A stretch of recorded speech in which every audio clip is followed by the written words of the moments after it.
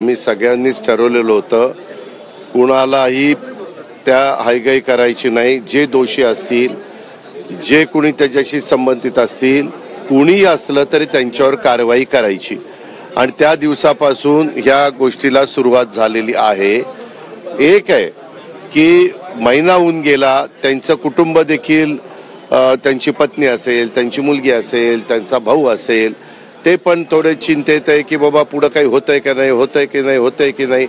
वास्तविक यंत्रणा, पोलीस यंत्रणा पोलिसांचं काम करते, CID मार्फत करते, SIT मार्फत करते। अशा या सगळ्या गोष्टी तिथं चालू आहेत। न्यायाधीशांच्या मार्फत देखील त्याची चौकशीच्या बद्दलचे स्वतः मुख्यमंत्र्यांनी शब्द दिलेत।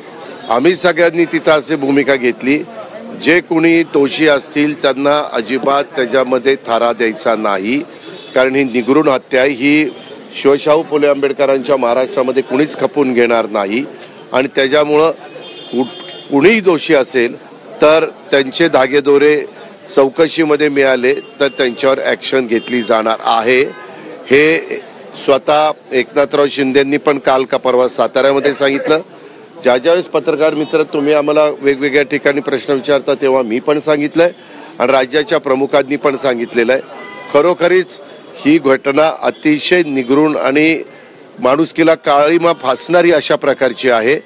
ह्यामध्ये कुणी सत्ताधारी पक्षाचा असो, विरोधी पक्षाचा असो, कुणी त्रयस्थ असो, ज्याचा राजकारणाशी संबंध असेल नसेल तो असो, त्याला कुठलाही थारा दिला जाणार नाही। बीड जिल्ह्यामध्ये कायदा आणि सुव्यवस्थेचा प्रश्न निर्माण झाला आहे। परळी बंदच वाल्मीकरणासाठी होती। अख्ख्या परळीमध्ये सर्वजण म्हणजे रॉकेल ओतून अंगावर घेण्यापर्यंत प्रकार घडलेले। पालकमंत्री पदासंदर्भात तिथं अतिशय चांगले SP पाठवलेले आहेत। पत्रकार मित्रांनो, तुम्ही पण चौकशी करा की यावेळेसचा पाठवलेला SP कडक आहेत की नाही।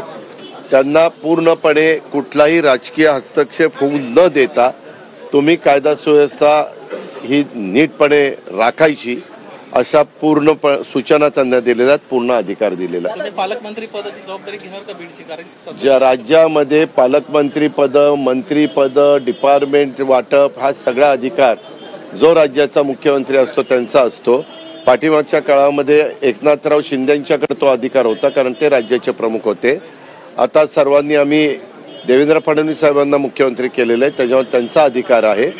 त्यांनी थोडंसं एक गोष्ट खरी आहे, निवडणुका झाल्यानंतर, निकाल लागल्यानंतर मंत्रिमंडळ असे होतं, आता यायला काही वेळ लागला, त्याच्यानंतर खातेवाटप व्हायला वेळ लागला आणि आता तुमच्या ह्याचा पालकमंत्री पदाचा, परंतु आज काहीतरी पानिपतला गेलेले आहेत मुख्यमंत्री। उद्या आपल्याकडे प्राईम मिनिस्टर येत आहेत, दुपारपासून उशिरापर्यंत त्यांचे कार्यक्रम आहेत। उद्या सगळ्या आमदारांना आम्हाला ते भेटणार आहेत, त्यांनी वेळ पण दिलेला आहे आणि त्याच्यामुळे मुख्यमंत्री पण दिवसभर त्यांचं वेलकम केल्यापासून त्यांना सी ऑफ करेपर्यंत त्या कार्यक्रमामध्ये राहतील दिवसभर। पण आणि दाओसला पण मला वाटतं 19 तारखेला त्यांना जायचं आहे, 19 तारखेला ते दाओसला जाणार आहेत। त्याच्या आधी निश्चितपणे मुख्यमंत्री पालकमंत्री पदाच्या जबाबदाऱ्या वेगवेगळ्या मंत्र्यांना देतील।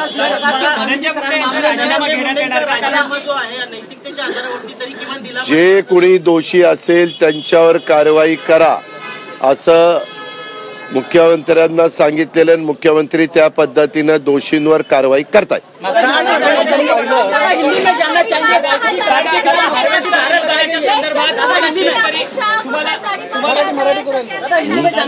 शेतकरी भेटलेले होते हार्वेस्टर अनुदानामध्ये घोटाळा झाल्याच्या संदर्भात नाही कृषी मंत्री धनंजय मुंडे यांच्या जवळचे वाल्मिक कराडांनी पैसे घेतलेत शेतकऱ्यांकडून, त्या संदर्भात हे आरोप केले गेलेले आहेत, त्याची चौकशी करण्यात यावी। जे दोषी असेल त्यांच्यावर कारवाई करू।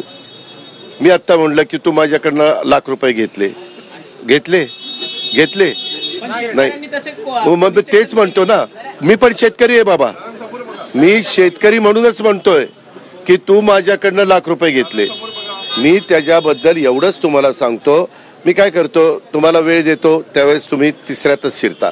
मी इतकं स्पष्ट सांगतो, सगळ्या महाराष्ट्राला माझी मतं माहिती आहेत। मी कधी माझ्या राजकीय जीवनाला सुरुवात केल्यापासून जातीचा, पातीचा, नात्याचा, गोत्याचा विचार केलेला नाहीये। महाराष्ट्र चांगला राहिला पाहिजे, कायदा सुव्यवस्था उत्तम राहिली पाहिजे, प्रत्येकाने आपापली जबाबदारी नीटपणे पार पाडली पाहिजे. आपल्या आजूबाजूला कोण आहेत, कसे वागतात, कसे बोलतायत, लोकांशी कसे संबंध ठेवतात, त्याचं पण भान आमच्या सहित सगळ्यांनी त्या ठिकाणी ठेवलं पाहिजे.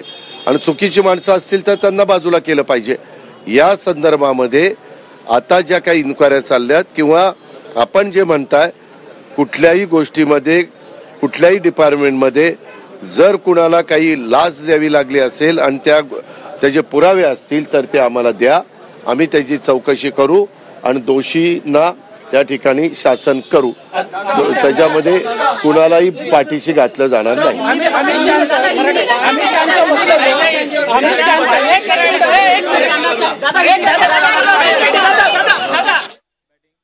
तर दोषींना अजिबात थारा देणार